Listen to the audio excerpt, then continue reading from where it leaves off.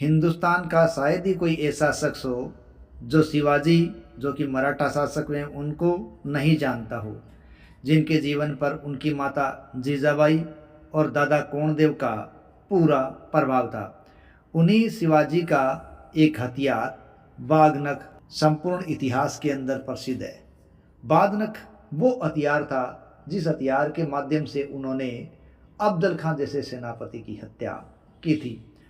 उसी बाघनख हथियार को ब्रिटेन के एक म्यूजियम से हाल ही में लाया गया है और उसको सतारा म्यूजियम के अंदर 7 महीने के लिए प्रदर्शनी के लिए रखा गया है। तो आज की कड़ी में जानते हैं उस बाघनख और उस अफजल खां के वध की पूरी कहानी, दोनों के संबंधों की पूरी कहानी। यदि यह चैनल और ये कहानियाँ हमारी आपको पसंद आ रही है तो प्लीज़ चैनल को सब्सक्राइब करें, वीडियो को लाइक करें, कमेंट करें और आगे से आगे शेयर करें। तो चलिए सुनते हैं शिवाजी और अफजल खां की पूरी स्टोरी। बीजापुर के सेनापति रहे अफजल खान का असली नाम अब्दुल्ला बटारी था और अफजल खां एक बहुत ही लंबी कदकाठी का था, जिसे कई बड़ी लड़ाइयों को लड़ने का अनुभव प्राप्त था। वर्ष 1656 के बाद बीजापुर पर हुए औरंगजेब की सेना के हमलों से निपटने की जिम्मेदारियां उसे दी गई थी और उसने उन सभी को सफलतापूर्वक अंजाम भी दिया था। बीजापुर के नए नवाब अली आदिल शाह और मुख्य रानी जो बेगम बड़ी थी साहिबा थी, उन्होंने भी बड़े कामों की जिम्मेदारी अफजल खां को ही सौंपी थी। मोहम्मद आदिल शाह के शासन पर एक किताब लिखी गई है, मोहम्मद नामा। उसमें तो इस बात का जिक्र किया गया है कि किस तरह अफजल खां ने सिरा के राजा कस्तूरी रंगा को शांति समझौते के लिए दस्तखत करने के बहाने खेमे में बुला लिया और उसकी हत्या करवा दी थी। तो उससे अफजल खां को शिवाजी की जिम्मेदारी दी गई थी। दरअसल बात ऐसी है, अफजल खां की शिवाजी के परिवार के प्रति पहले से ही दुश्मनी थी, क्योंकि शुरू में जो शिवाजी थे उनके पिता शाहजी भोसले और अफजल खां दोनों ही बीजापुर सल्तनत के लिए काम किया करते थे। लेकिन बाद में दोनों में अनबन हो गई और अफजल खां ने 1648 में देशद्रोह के आरोप में शिवाजी के पिता शाहजी भोसले को जंजीरों में जकड़कर बीजापुर तलब किया था। इसके अलावा शिवाजी और उनकी मां जीजाबाई का तो ये मानना था कि 1654 में शिवाजी के बड़े भाई संभाजी की जो हत्या हुई थी, उस हत्या में भी अफजल खां का ही हाथ था। शिवाजी के मन में अफजल खां की छवि कोई ऐसे शख्स की थी जिसने उसके पिता के साथ बुरा सलूक किया था और उसके भाई की हत्या भी करवाई थी। इस प्रकार की छवि उनकी थी। अब देखिए किस प्रकार दोनों के बीच दोस्ती का नाटक शुरू होता है। जब बीजापुर में शिवाजी की गतिविधियां बहुत ज़्यादा बढ़ गई थी तो बड़ी बेगम साहिबा ने अपने दरबारियों से पूछा कि वहाँ कोई ऐसा शख्स है जो शिवाजी को कुचलने की क्षमता रखता हो। तो सबसे पहले अफजल खां ने इसके लिए हाँ भरी। डेनिस किनकेड अपनी किताब शिवाजी द ग्रेट रेबेल में ये बात लिखते हैं कि अफजल खां ने खुले दरबार के अंदर ये ऐलान कर दिया कि वो शिवाजी को बंदी बनाकर लाएंगे और वो भी बिना घोड़े से उतरे हुए, और वो उसे चूहे की तरह पिंजरे में बंद करके अपनी राजधानी लाएंगे। इस प्रकार की घोषणा अफजल खां ने की थी। देखिए निजी तौर पर तो वो शिवाजी को पकड़ने के बारे में इतना आश्वस्त नहीं था। जब उसने बड़ी बेगम साहिबा से मशवरा किया तो उन्होंने सलाह दी कि वो शिवाजी से दोस्ती करे, उसका झूठा नाटक करे और नाटक करके उसे पकड़ने का प्रयास करे। अब देखिए अफजल खां ने शिवाजी को पकड़ने के लिए क्या क्या हथकंडे अपनाए थे।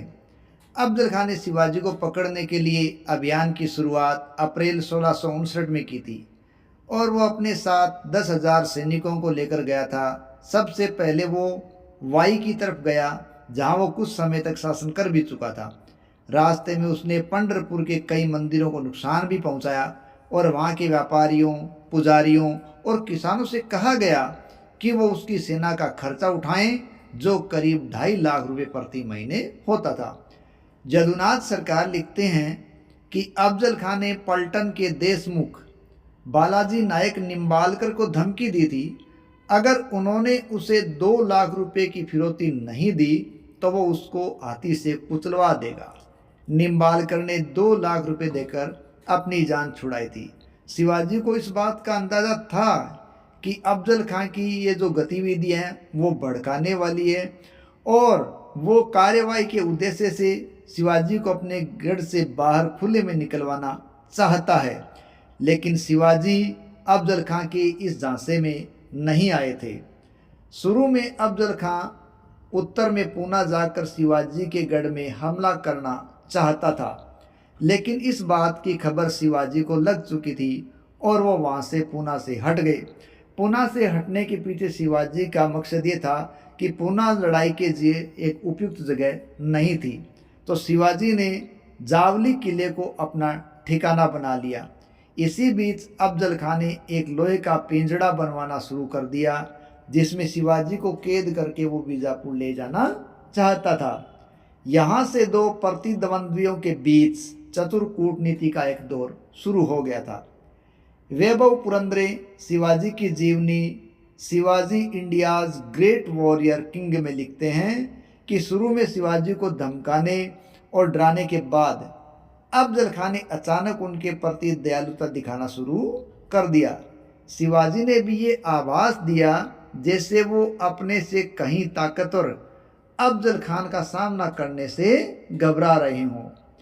कुछ दिनों बाद अफजल खान ने अपने एक दूत कृष्णाजी भास्कर कुलकर्णी के जरिए शिवाजी को एक संदेश भिजवा दिया और उन्होंने लिखा था, तुम्हारे पिता मेरे बहुत अच्छे दोस्त रहे हैं, इसलिए तुम मेरे लिए कोई अजनबी नहीं हो।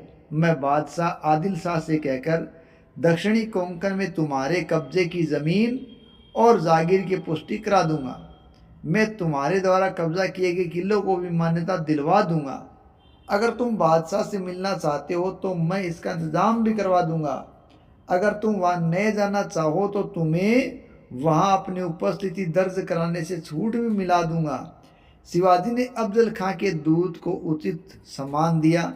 रात को वो उनके शिविर में जाकर उनसे गुप्त मंत्रणा करने लगे या गुप्त रूप से मिले और उनसे पूछा अफजल खां की असली मंशा क्या है। तो कुलकर्णी ने इतना निकलवाने पे सफल हो गए कि अफजल खां उनके खिलाफ गहरा षड्यंत्र रच रहा है। यानी कुलकर्णी की बातों को शिवाजी को ये अंदाज़ा दिला दिया था कि अफजल खां कोई गहरा ही षड्यंत्र रच रहा है। शिवाजी ने इस पत्र का जवाब अफजल खां के दूत के जरिए न देकर अपने दूत पंताजी गोपीनाथ के साथ भिजवाया और उन्होंने लिखा था, आपने कर्नाटक के सभी राजाओं पर जीत दर्ज की है और मेरे प्रति आपने जो दयालुता दिखाई है वो एक बड़ी चीज़ है। आप इन दुनिया के अनमोल आतन हैं, जरा भी आप में धोखाधड़ी नहीं है। ये बात शिवाजी ने लिखी। अगर आप इस जंगल का वैभव देखना चाहते हैं तो जावली आकर हमें खुद अपनी आंखों से देखिए। इसमें मेरे मन में आपके प्रति सारी शंकाएं दूर हो जाएगी और मेरा सम्मान भी बढ़ेगा। अगर आप यहाँ आते हैं तो मैं अपने हाथों से अपनी तलवार आपके सामने पेश कर दूंगा। शिवाजी के इस कूटनीतिक भरे पत्र का अफजल खां पर बहुत बड़ा असर हुआ। अफजल खां ने सिर्फ जावली जाने के लिए तैयार हो गया, बल्कि उसने प्रतापगढ़ के किले के नीचे एक पहाड़ी पर शिवाजी से मिलने के लिए भी हाँ भर दी। अफजल खां को लिखे पत्र के आखिरी वाक्य में शिवाजी ने लिखा था, यह आमंत्रण सिर्फ आपके लिए नहीं है बल्कि आपकी सेना के लिए भी है। अफजल खां के लिए इस वाक्य का वजन बहुत ज़्यादा था। जदुनाथ सरकार तो लिखते हैं कि शिवाजी ने अपने लोगों को निर्देश दिए थे कि अफजल खां के सैनिकों को बेरोक टोक उनके इलाके में आने दिया जाए और तय ये हुआ था कि 10 नवंबर 1659 की दोपहर अफजल खां शिवाजी से मिलेगा। वो एक पालकी पर हथियार समेत प्रतापगढ़ किले के नीचे लगाए सामियाने में उतरेगा और वो अपने साथ 2 या 3 सैनिकों को ला सकता है। शिवाजी को भी अपने हथियार और उतने ही सैनिक लाने की अनुमति दी गई थी। सहमति बनी कि जैसे ही अफजल खां वहाँ पहुँचेगा, शिवाजी किले से उतरकर उपहारों के साथ अफजल खां का स्वागत करेंगे। बैठक से एक दिन पहले शिवाजी ने अपने सैनिक जनरलों को बुलाया और कहा कि वो चुपचाप अपने सैनिकों को जंगल में तैनात कर दें और उनसे सावधान रहने के लिए कहें। शिवाजी को अपने जासूसों से ये पता चला कि अफजल खां के दल में बहुत से सुनार भी हैं जो रास्ते में व्यापार करने की गरज से अपना सामान साथ लेकर आए हैं। शिवाजी ने अफजल खां से अनुरोध किया कि वह उन सुनारों को प्रतापगढ़ भेज दें ताकि वो उनके जेवरात खरीद सकें और बीजापुर की सल्तनत को वो तोहफे में ऐसे जेवरात दे सकें। अफजल खां ने उन सुनारों को तुरंत शिवाजी के पास भेज दिया और शिवाजी ने ये जताने के लिए कि उनकी मनसा साफ है, उनसे ना सिर्फ बहुत ज़्यादा जेवरात खरीदे बल्कि किले में उनको अपना मेहमान बनाकर भी रखा। बैठक से पूर्व शिवाजी ने अपने वरिष्ठ सहयोगियों से एक बैठक बुला ली और जदुनाथ सरकार ये बताते हैं कि उन्होंने निर्देश दिए कि अगर वो उस बैठक से जीवित वापस नहीं लौटते हैं तो किस तरह राज्य का प्रशासन चलाया जाएगा। अगर अफजल खां अपने शब्दों से फिर जाता है तो वो तोप का एक गोला दागने का आदेश देंगे। उसे सुनते ही शिवाजी के सैनिक अफजल खां के सैनिकों पर टूट पड़ेंगे। अफजल खां अपने 3 सैनिकों के साथ शिवाजी से मिलने पहुंचा। 10 नवंबर 1659 की सुबह प्रतापगढ़ किले के प्रांगण में एक सामियाना लगाया गया था। उसकी छत को बहुत अच्छी तरह से सजाया गया और फर्श पर कीमती कालीनें भी बिछाई गई थी। वैभव पुरंदरे अपनी किताब में लिखते हैं कि शिवाजी ने सूर्य देवता को प्रणाम किया और भवानी देवी की पूजा की और अपने आप को मुलाकात के लिए उन्होंने उस दिन तैयार किया था।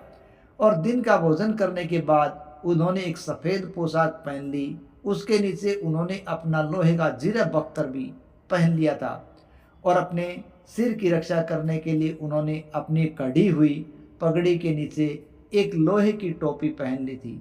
अपनी दाहिनी आस्तीन में उन्होंने एक हथियार बिछुआ छुपा रखा था। बाएं हाथ में उन्होंने लोहे का शेर के पंजे की शक्ल का एक हथियार बाघ नख छुपा रखा था जो कि बाघ के नख से बना था और इस पर किसी की नज़र नहीं पड़े, ऐसे उसको छुपा रखा था। उनके साथ उनके 2 विश्वस्त सहयोगी जीवा महिला और संभाजी कावजी गए थे। जीवा को तलवार चलाने में महारत हासिल थी और दोनों के पास एक पट्टा था यानी बिना मुड़ी हुई तलवार थी और फिरंग थी यानी विदेश में बनी हुई तलवार और ढाल थी। शिवाजी के एक दरबारी कृष्णाजी अनंत सभासद मराठी में लिखी गई शिवाजी की जीवनी सभासद बखर में लिखते हैं कि जब अफजल शिवाजी से मिलने निकला तो उसके साथ करीब 1000 सैनिक थे। शिवाजी के दूत पंताजी गोपीनाथ ने अफजल खां के पास जाकर कहा कि इतने सैनिकों को आपने साथ ले जाना चाह रहे हैं, इससे पहले ये तय कर लें कि शर्तें क्या होती है, उनका उल्लंघन तो नहीं हो जाएगा। शिवाजी जब इतने सैनिकों को देखेंगे और देखकर किले में वापस चले जाएंगे और हो सकता है कि मुलाकात न हो पाए। ये सुनकर अफजल खां को भी थोड़ा समझ में आया कि कुछ करना पड़ेगा और उन्होंने अपने सैनिकों को रोक लिया। वो अपने साथ सिर्फ 10 विश्वास पात्र सैनिकों को लेकर गया जिसे उसने बैठक स्थल से कुछ दूरी पर खड़ा कर दिया और अपने साथ उसने अपने 3 ही सहयोगियों को रखा था। जब शिवाजी तक ये खबर पहुंचाई गई कि अफजल खां सामियाने में पहुंच गए हैं तो शिवाजी ने किले से नीचे उतरना शुरू कर दिया। जब शिवाजी सामियाने में घुसे तो अफजल खां वहां बने एक चबूतरे पर खड़े थे। डेनिस किनकेड लिखते हैं कि अफजल खां ने शिवाजी को देखते ही चिल्लाना शुरू कर दिया कि एक साधारण जमींदार का लड़का किस तरह राजकुमारों की तरह अपने सामियाने को सजा सकता है। लेकिन शिवाजी ने बड़ी खामोशी में मुस्कुराया और बाद में जवाब दिया कि ये गद्दे और कालीनें उनके अपने आराम के लिए नहीं हैं बल्कि बीजापुर रियासत के प्रतिनिधि के स्वागत के लिए बिछाई गई है जो उनके साथ बीजापुर के राजमहल ही भेज जाएंगी। अफजल खां को ये बात बहुत अच्छी लगी और उसने मुस्कुराते हुए शिवाजी को गले लगाने के लिए अपनी बाहें फैला दी। शिवाजी कद में अफजल खां से बहुत छोटे थे और सिर्फ उनके कंधे तक ही आते थे। जब ये दोनों गले मिल रहे थे तभी शिवाजी ने अपने आप को असहज महसूस किया। 1 सेकंड से भी कम समय में अफजल खां ने अपने बाएं हाथ से शिवाजी की गर्दन को अपनी बाह में जकड़ लिया था। ये एक पहलवान की पकड़ थी। फिर भी उसने अपने दाहिने हाथ से खंजर से शिवाजी पर वार किया। चूंकि उन्होंने अपने कपड़ों के नीचे जीरा बख्तर पहन रखा था, इसलिए शिवाजी पर इस प्रहार का कोई असर नहीं हुआ। डेनिस किनकेड आगे लिखते हैं कि शिवाजी ने अफजल खां की पकड़ से निकलने की कोशिश की, लेकिन उसने और जोर से शिवाजी की गर्दन को पकड़ लिया। तब शिवाजी ने सांप की तरह मुड़ते हुए अपने पहले बाह को आज़ाद कराया और बाईं हथेली में छिपे बाघ नख हथियार को निकाला और अफजल खां की पेट में घुसा दिया। फिर उन्होंने दाएं हाथ से बिछुए से अफजल खां के पेट पर वार कर दिया। अफजल खां चिल्ला उठा और दर्द में चिल्लाकर बोल पड़ा, धोखा धोखा, इसने मुझ पर हमला कर दिया, इसको तुरंत मार डालो। तो इस तरह से शिवाजी के बाघ नख ने उनकी सहायता की और अफजल खां को मारने में मदद की। लेकिन ये घटना हुई तो हो हल्ला सुनते ही कुछ ही दूरी पर खड़े अफजल खां और शिवाजी के सैनिक उनकी तरफ दौड़े। सैयद बंदा ने अपनी तलवार से शिवाजी के सिर पर हमला किया, लेकिन उनकी पगड़ी के अंदर लोहे की टोपी थी, इसलिए वो बच गए। तभी जीवा महला ने अपनी तलवार से सैयद के दाहिने हाथ पर हमला कर उसे बेकार कर दिया। वैभव पुरंदरे लिखते हैं कि घायल अफजल खां को उसके अंगरक्षक शामियाने से निकालकर पालकी पर बैठाने में सफल तो हो गए। शिवाजी के लोगों ने उनका पीछा किया और सबसे पहले शंभूजी कावजी ने पालकी उठाने वालों के पैरों पर वार कर दिया। पालकी नीचे गिरने के बाद उन्होंने अफजल खां का सिर काट दिया और वो उसे लेकर शिवाजी के पास गए। मराठा सैनिकों ने एक एक कर अफजल खां के भतीजों रहीम खान, अब्दुल सईद और उसके मराठा हिंदू साथियों पिलाजी, शंकराजी मोहिते और कुलकर्णी को भी मार डाला। शिवाजी के साथियों में एक एबीसीनी मुस्लिम इब्राहिम सिद्दी भी शामिल था। थोड़ी ही देर में किले से बिगुल बज गया और इसे सुनते ही जंगल में छिपे शिवाजी के सैनिकों ने बाहर निकलकर चारों तरफ से अफजल खां के सैनिकों पर हमला बोल दिया। अफजल खां के सैनिकों पर यह हमला अचानक हुआ था, जिसकी उन्हें बिल्कुल भी उम्मीद नहीं थी। कुछ सैनिकों ने तुरंत मैदान छोड़ दिया, लेकिन कुछ सैनिकों ने शिवाजी के सैनिकों का मुकाबला किया, लेकिन वो चारों तरफ से घिर चुके थे और वो ऐसी जगह लड़ रहे थे जहां लड़ने का उन्हें कोई तजुर्बा था ही नहीं। कुछ दिनों बाद अंग्रेज़ों की राजापुर फैक्ट्री में पहुंचने वाली एक रिपोर्ट में यह दावा किया गया कि इस लड़ाई में करीब 3000 सैनिक है वो मारे गए थे। देखिए, इस लड़ाई के बाद शिवाजी के सैनिकों के हाथ काफ़ी धन लगा था। उन्होंने 4000 घोड़े, 1200 ऊँट, 65 हाथी और 10 लाख रुपए नगद अफजल खां के सैनिकों से छीन लिए थे।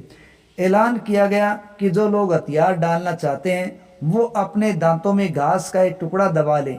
जिन लोगों ने ऐसा किया उन लोगों की जान बख्श दी गई थी। लड़ाई में मरने वाले शिवाजी के सैनिकों की विधवाओं को उन्होंने पेंशन देने की घोषणा की थी। जब अफजल खां की हार की खबर बीजापुर पहुंची तो पूरे राज्य में शोक छा गया था और बड़ी बेगम साहिबा ने तो अपने आप को एक कमरे में बंद कर लिया और खाना पीना छोड़ दिया था। इधर अफजल खां का वध करने के बाद शिवाजी उसका सिर अपनी माँ जीजाबाई के पास लेकर गए। तो जीजाबाई माँ ने शिवाजी से कहा कि अफजल खान से हमारी दुश्मनी थी, लेकिन उसकी मौत के साथ ही अब दुश्मनी भी ख़त्म हो गई है। जिसके बाद शिवाजी ने अफजल खान के शव का पूरे सम्मान के साथ मुस्लिम परंपरा के अनुसार अंतिम संस्कार किया और शिवाजी महाराज ने अफजल खान की कब्र भी बनवाई, जो आज भी प्रतापगढ़ के अंदर मौजूद है। इस प्रकार शिवाजी जैसे मराठा शासक ने अपने आप को इतिहास में दर्ज करवाया है और अपने दुश्मन शासक की कब्र भी तैयार करवाई, जो आज भी प्रतापगढ़ में मौजूद है। और साथ ही साथ बागनक जैसे हथियार को भी इन्होंने इतिहास में अविस्मरणीय बना दिया है। और वही बागनक हथियार अब भारत में महाराष्ट्र की सतारा में प्रदर्शनी के लिए रखा गया है और उसे लंदन से लाया गया है। तो ये था बागनक और अफजल खां और शिवाजी के संघर्षों की एक गाथा। आशा है आपको पसंद आई होगी। आइए तो प्लीज़ हमारे साथ जुड़े रहिए। इसी के साथ नई गाथा आगे देखिए। जय हिंद, जय भारत।